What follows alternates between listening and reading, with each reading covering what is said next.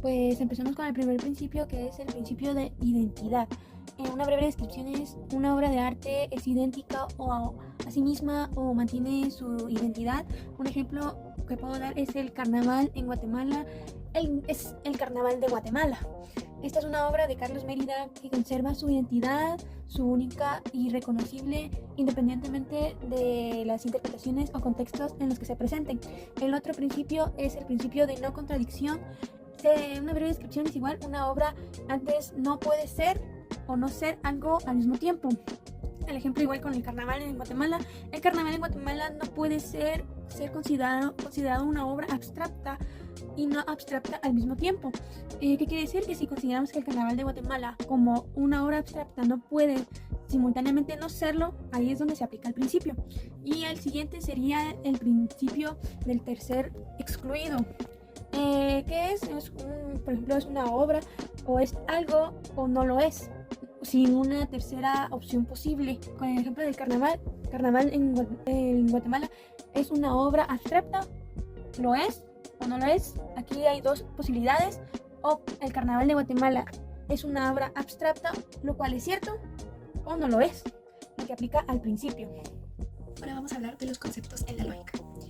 El concepto es una representación mental que unifica las características esenciales de una clase de objetos, permitiendo distinguirlos de otros. No afirma ni niega nada, simplemente estructura sus propiedades fundamentales. Clasificación de los objetos según su extensión: singulares, un solo objeto, ejemplo, la Mona Lisa.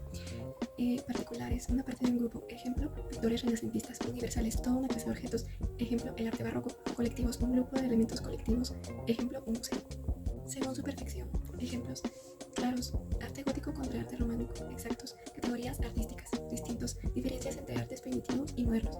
Según su comprensión, simples, una sola característica, ejemplo, color. Complejos, varios conceptos juntos, ejemplos, escultura de mármol. Abstractos, propiedades generales sin objeto específico, ejemplo, la belleza. Concretos, aplicados a objetos particulares, ejemplo, bella escultura. El juicio como acto o proceso psíquico ya ha sido definido. Es la operación mental. Ya sabemos cuál es la definición de los juicios lógicos. Ahora quiero ejemplificar los elementos del juicio. Esta obra de arte es una representación del romanticismo. Esta es una afirmación que puede ser evaluada en función de características históricas. Ahora quiero ejemplificar las divisiones del juicio. El uso del color en esta pintura realiza su mensaje emocional. Esta es una cualidad afirmativa. Todas las obras de este artista son abstractas. Esta es una cantidad universal. Si la pintura usa colores cálidos, puede provocar emociones como la alegría. Es una composición condicional. El tiempo no es suficiente para mencionarlos a todos. Sin embargo, al considerar estos juicios afirmativos y negativos, se validan distintas formas de expresión artística. El autor explora su identidad artística y cuestiona las reglas tradicionales del arte. Asimismo, el clasificar las afirmaciones en juicios universales, particulares y singulares, y muchos otros más, facilita a los críticos y espectadores a analizar en qué contexto se crean las obras. La obra es impactante en cuanto a su significado. Es memorable. El juicio es importante porque no solo enriquece la experiencia estética, sino que nos ayuda a la valoración del arte en todas sus formas. El razonamiento en actividad artística se basa en la combinación de lógica y creatividad para construir una obra coherente y significativa. Este razonamiento puede tomar diferentes formas. Razonamiento lógico matemático. En el arte islámico o el Renacimiento se usa la geometría y la proporción para crear armonía visual. Razonamiento intuitivo y creativo. Aunque la lógica organiza la obra, el artista debe tomar decisiones objetivas, basadas en la intuición, la emoción y la interpretación personal. Un patrón geométrico islámico sigue un razonamiento lógico basado en reglas matemáticas de repetición y simetría. Cada forma se construye según principios estructurados que garantizan un diseño equilibrado y armonioso. Un muy buen ejemplo para poner en práctica el pensamiento inductivo y deductivo en el arte sería una galería o un museo en general, pues mediante esta se puede ejercitar la capacidad inductiva y deductiva para piezas artísticas.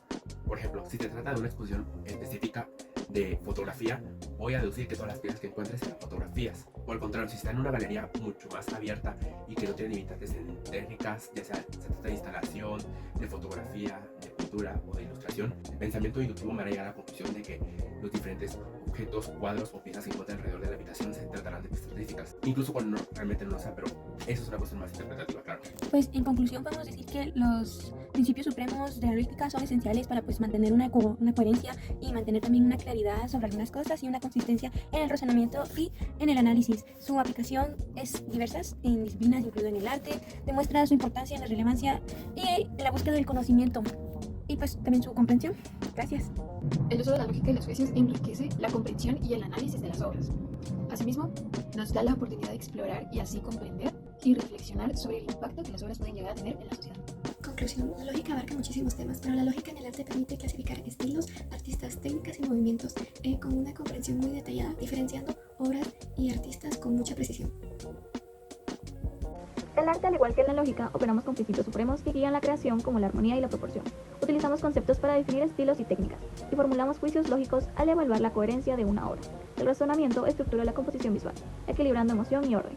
A través del método inductivo, el artista observa patrones y los aplica en su obra, mientras que con el método deductivo parte de reglas establecidas para desarrollar nuevas formas de expresión. Los principios lógicos y criterios de razonamiento son fundamentales para el arte, ya que por estos en el proceso de creación e interpretación de las obras artísticas se puede delimitar bajo qué criterios entran en cuanto a movimientos artísticos o técnicas y facilita la lectura y comprensión de dichas obras.